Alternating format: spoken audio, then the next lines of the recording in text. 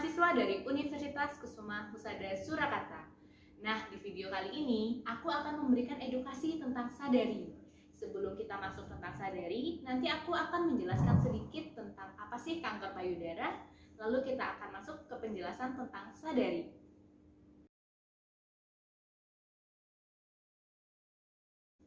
Apa sih kanker payudara? Nah, yang perlu teman-teman ketahui, kanker payudara merupakan salah satu jenis kanker yang paling banyak menyerang perempuan. Dan angka kematiannya juga tinggi loh. Nah, kanker payudara merupakan di mana kondisi tubuh kita itu kehilangan pengendalian dan mekanismenya secara normal, sehingga terjadi pertumbuhan yang tidak normal, terus cepat juga dan tidak terkendali pada jaringan sel payudara.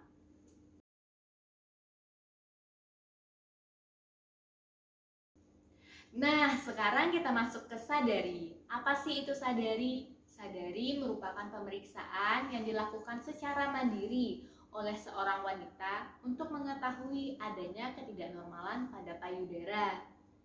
Tujuan dan manfaat sadari sendiri untuk mendeteksi sedini mungkin atau secepat mungkin adanya kelainan atau ketidaknormalan pada payudara, terutama pada wanita yang memasuki usia subur atau pada saat seorang wanita mendapatkan menstruasi pertama kalinya.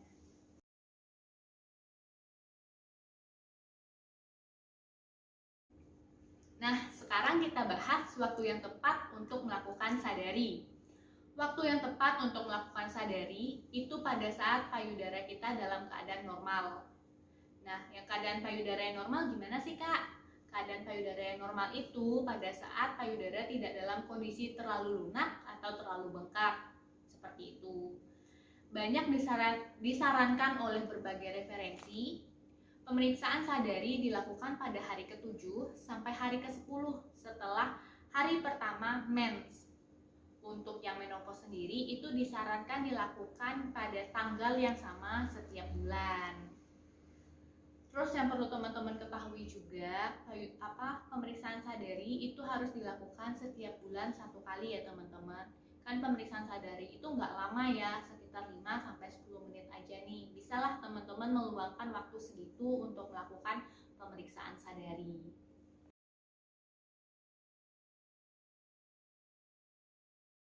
Yuk kita masuk cara melakukan sadari. Langkah pertama, teman-teman melihat bentuk payudara dan ukuran payudara. Setelah itu, teman-teman juga lihat nih perubahan warna kulit pada payudara.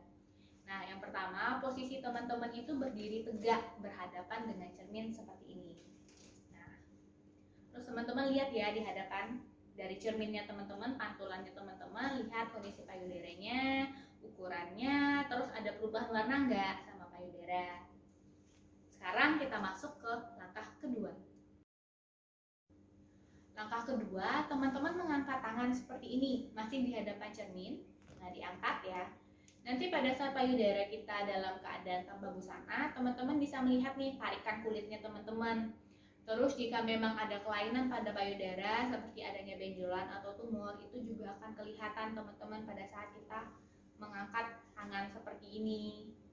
Nah, terus teman-teman juga lihat lagi perubahan bentuk payudaranya, terus ukurannya, dan jangan lupa warna kulitnya juga seperti itu. Sekarang kita masuk ke langkah ketiga. Nah, di langkah ketiga ini masih di hadapan cermin, teman-teman berdiri dengan posisi tegak seperti ini, tangan lurus ke bawah berada di samping kiri dan kanan. Terus teman-teman memiringkan tubuh teman-teman ke arah kanan, terus juga ke arah kiri, sambil memperhatikan nih ada terjadi perubahan nggak sih pada payudara. Sekarang kita masuk ke langkah keempat ya teman-teman. Nah, langkah keempat ini tangan kita di pinggang seperti ini, terus dilakukan peregangan pada otot bagian dada. Nah, setelah seperti ini teman-teman melihat lagi bentuknya seperti apa, terus terjadi perubahan nggak pada kulit payudara teman-teman pada saat dilakukan peregangan seperti ini. Mungkin ada kerutan seperti itu. Nah, masih dalam posisi yang sama seperti ini, teman-teman membungkuk sedikit, terus melihat ada nggak sih perubahan pada payudara teman-teman.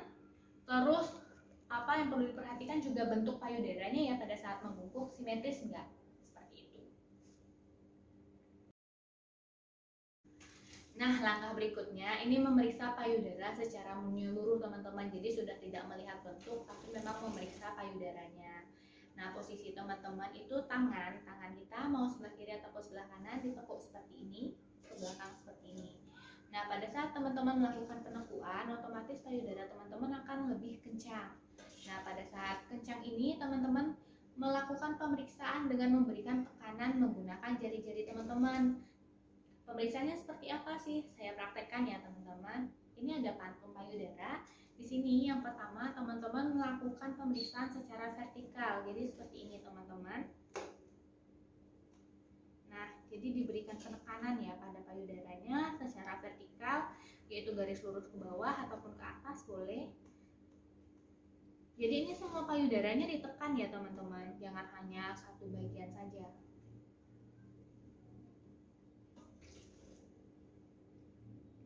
Nah, teman-teman memberikan penekanan, tapi tidak boleh menyakiti teman-teman sendiri. Nah, setelah vertikal, kita akan melakukan gerakan secara memutar. Nah, kalau secara memutar, ini posisinya seluruh payudara nih, terus kita tekan seperti ini. Nah,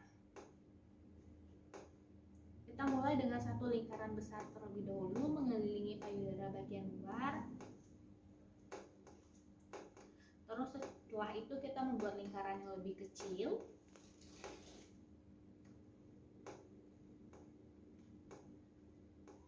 Sampai ke puting susu teman-teman.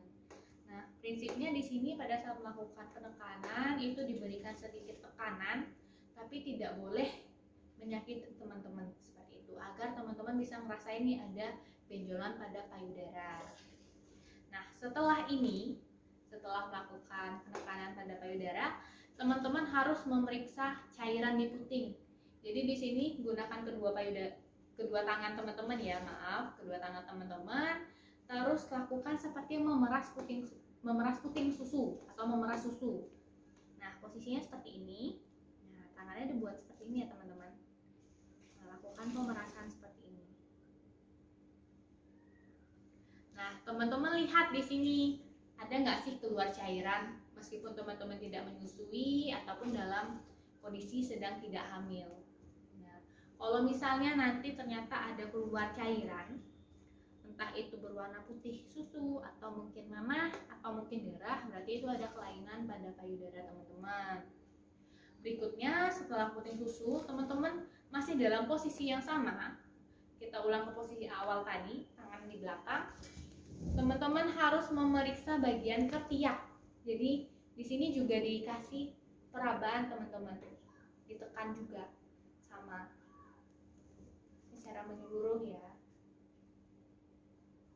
Nah, setelah teman-teman melakukan pemeriksaan ternyata tidak ada kelainan pada payudara teman-teman, tidak ada benjolan yang terasa, berarti teman-teman catat ini pada bulan ini tidak ada kelainan atau tidak teraba benjolan. Nanti bulan depan teman-teman cek lagi seperti itu.